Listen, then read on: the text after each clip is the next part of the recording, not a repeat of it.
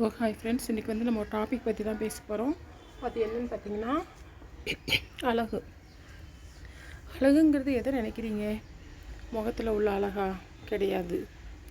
எந்த ஒரு இப்போ பொதுவாக வந்து பாருங்கள், ரோட்டில் ஒரு 4 பெண்கள் நடந்து போயிட்டு இருந்தாங்கன்னா, அந்த 4 பெண்களில் எந்த பொண்ணு அழகாக இருக்குது அப்படின்னு தான் நம்ம சூஸ் பண்ணுவோம். கட்டாயமாக கிடையாது. அழகு இருக்கிற பெண்களோட அறிவு இருக்குன்னு சொல்ல முடியாது. அறிவு இருக்கிற பெண்கள்கிட்ட அழகு இல்லைன்னு சொல்ல முடியாது. எல்லாமும் சேர்ந்து இருக்கலாம்.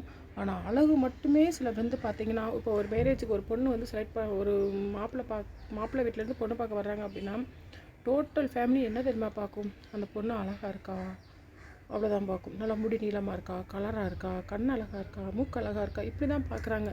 அழகுங்கிறது நம்மக்கிட்ட வந்து இருக்கிற என்றைக்குமே நிரந்தரம் இல்லாத ஒன்றுங்க. நாளைக்கே வந்து ரோட்டில் போகிறப்போ ஒரு ஆக்சிடெண்ட் ஆயிடுச்சு, நெத்தின அடிபட்டுருச்சு, இல்லை இந்த சைடு இதாகிடுச்சு, இல்லை ஏதோ உடஞ்ச பல்லுகள் போயிடுச்சு, அது வந்து ஜஸ்ட்டு பார்க்கலாம், அவ்வளோதான். ஆனால் அது வந்து நிரந்தரம் அப்படிங்கலாம் சொல்ல முடியாதுங்க.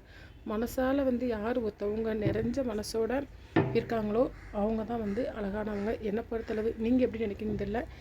நான் அப்படி தான் நினைப்பேன். அழகுங்கிறது வந்து என்றைக்குமே வந்து நிரந்தரமில்லாத ஒன்று. அதை நம்பி பொண்ணு எடுக்கிறதும், பொண்ணுக்கு மாப்பிள்ளை அழகாக இருந்தால் பொண்ணு கொடுக்குறதும் என்னை பொறுத்தளவு தவறு.